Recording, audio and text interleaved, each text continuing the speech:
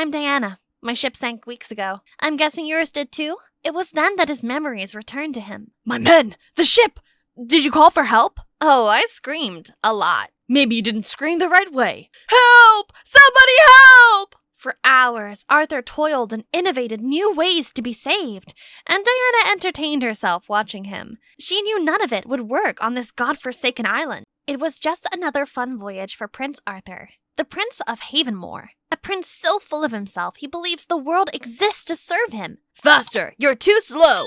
At Prince Arthur's urgent command, the crew sprang into action. Just as the ship began to move, a loud crash echoed. They had struck a massive hidden reef. Waves exploded against the hull, crashing over the deck with roaring fury. The once clear sky darkened instantly, turning into a stormy void as heavy rain poured down like a waterfall from the heavens. Turn the ship around! Too late, my prince! We're sinking! Take the escape boat! No one gets left behind! The crew and Arthur desperately clung to the swaying ship as it tilted dangerously, until a massive wave crashed over the deck, sweeping Arthur into the dark ocean. Prince Arthur! By morning, the gentle waves carried Arthur to a deserted island. From that moment on, life wasn't about to go his way. A long night at sea had left him unconscious, his breath faint and fragile. Out of nowhere, a wild boar appeared in front of Arthur, sniffing curiously at his face. Its sharp bristles brushed his skin,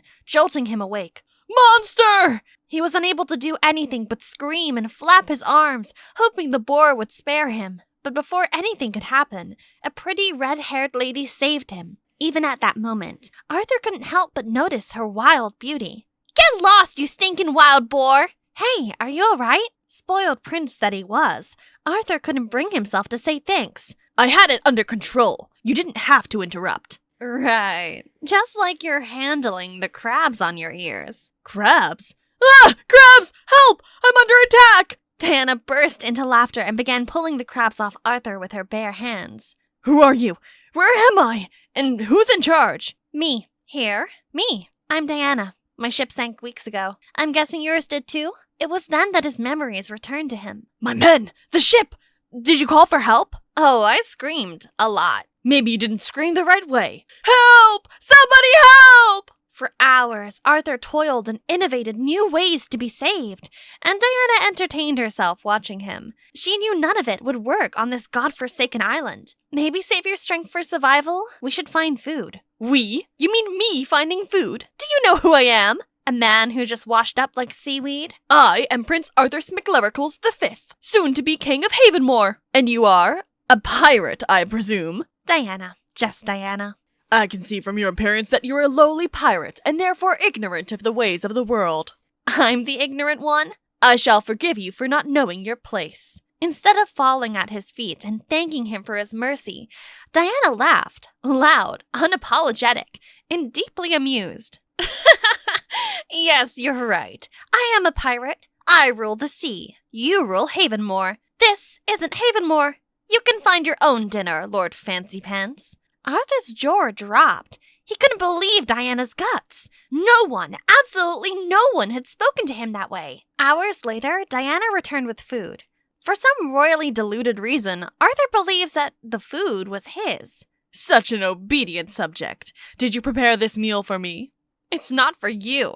If you want some, say please. How dare you address me like that? Okay, say please, Your Highness. That's not what I meant! Instead of serving him like he believed she should have, she began stuffing her face with food, making Arthur really angry. If you think I'll beg, you'll be sorely disappointed. Why would I be disappointed? This stuff tastes great! Starving Arthur watched the food disappear bite by bite. Last chance for the magic word. Never! In response to Arthur's reaction, Diana simply smiled and calmly enjoyed the food that she had just gathered. For the first time in his life, Arthur was not treated with reverence. It struck the very limit of his royal pride.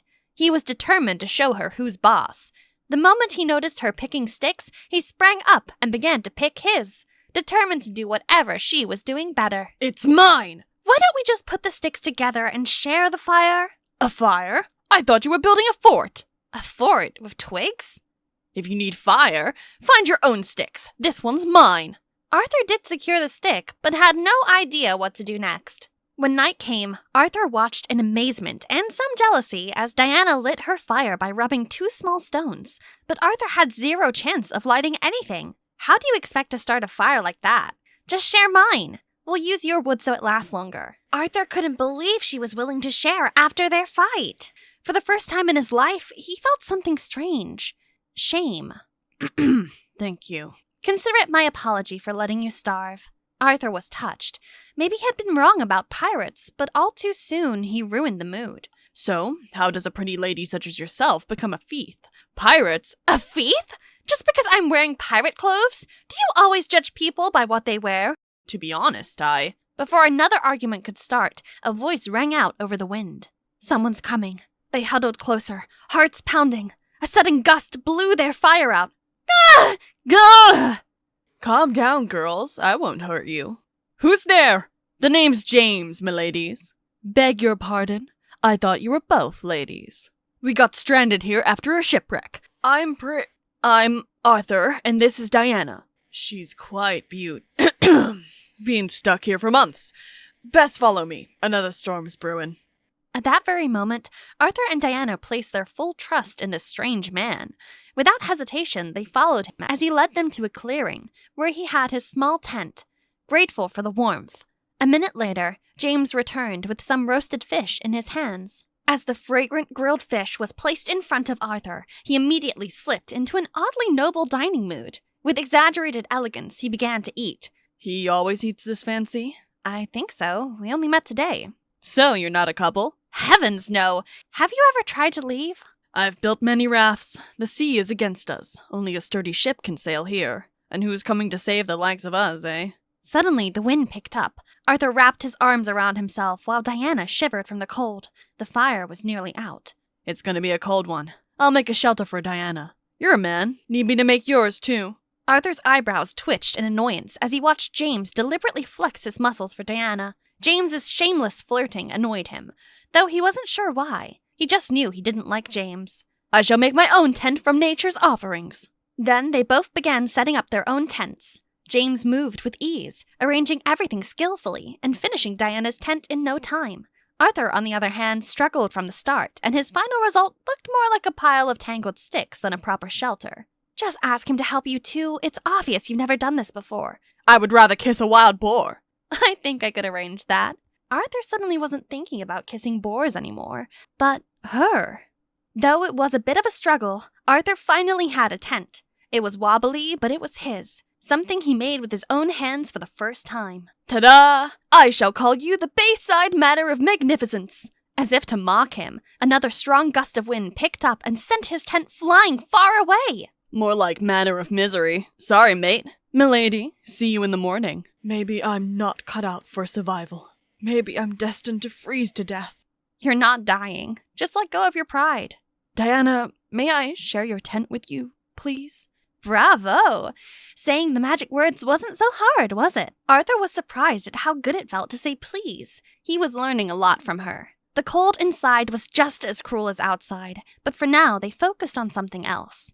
Sorry for yelling back then, but I'm not a pirate. I was found in a shipwreck as a baby and raised by them. They were my family, but now they're gone. I'm so sorry. I should not have judged you. Arthur's heart went out to her, and he learned another lesson. Making assumptions about people was just wrong.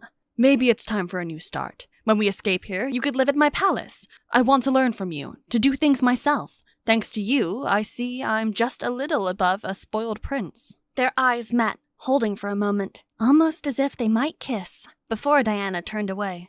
I guess I'm a little sleepy. Watching her sleep, he realized then he had fallen for her. She didn't care that he was a prince, and she made him want to be a better man. However, the spark that had just begun between them quickly faded by the next morning. A distant whistle pierced the air, jolting Arthur and Diana awake. They crawled out of the tent to see James rushing toward them. What's going on? There's a ship! A princess! Sailors! I didn't know you were the prince! Forgive me, your highness! Never mind all that. Come on, we're going home. And then Arthur gently took Diana's hand, and together they walked toward the ships, waiting in the distance. Upon reaching the beach, Arthur instantly recognized the pretty blonde leading the rescue team. His heart sank. Prince Arthur! You know her? She's Camilla, Just a friend. He couldn't bring himself to tell Diana that Camilla was his fiancée. Their betrothal had been arranged when they were 8. He had planned to end it because he didn't love her, until the storm hit. Mwah! I'm so happy to see you alive. Everything's okay now. Your betrothed is here. Diana's glare burned into Arthur, but he couldn't bring himself to meet her eyes. All through their journey home, Camilla clung to Arthur, and he didn't get a chance to talk to Diana. He didn't even have an idea of how to fix the mess he was in. But once they reached shore, he finally found the courage to face Diana, because he knew just how much she meant to his life. Diana, don't go! You said she's just a friend. I was on my way to see her and end the engagement before the shipwreck. Why am I even crying? We've only known each other for, what, a day? A day. A lifetime. What does it matter? I'm a prince. I know what I want, and it's you. It seemed Arthur had truly moved Diana's heart. She agreed to give him a chance to make things right and to give them a chance to be together. And so Diana agreed to stay at the palace under the guise of Arthur's servant, a safe mask to keep her by his side without drawing unwanted attention. But Camilla wasn't too happy about it. Servants don't sit at their master's table. She saved my life, Camilla. That's her job. Hey, redhead, I need more syrup. Camilla, the syrup is right in front of you. Oh, I'm happy to serve. She grabbed the syrup and poured the entire bottle over Camilla's pancakes, proving she wasn't someone to be pushed around. Stop! Stop, you peasant! You didn't say when. You uncouth imbecile! How dare you! Perhaps extra syrup is extra good. You! I'll deal with you later. For days, Camilla acted as if nothing had happened, which only made Arthur more suspicious. He didn't know how to tell her he was breaking up with her yet, but he knew one thing. Diana needed to be on guard. In the meantime, Arthur and Diana enjoyed sneaking out to the garden at night, unaware of the envious eyes watching them and planning something utterly cruel. One night, Arthur was ready to take things to the next level. I want to show you something. He led Diana to the portrait of the late king and queen, then revealed a hidden chamber behind it, one that held the most treasured crown of the kingdom. This crown, made by my great-great-grandfather, is only worn by the queen. It's so beautiful, but why show me this? Because I choose you as my queen, if you'll have me.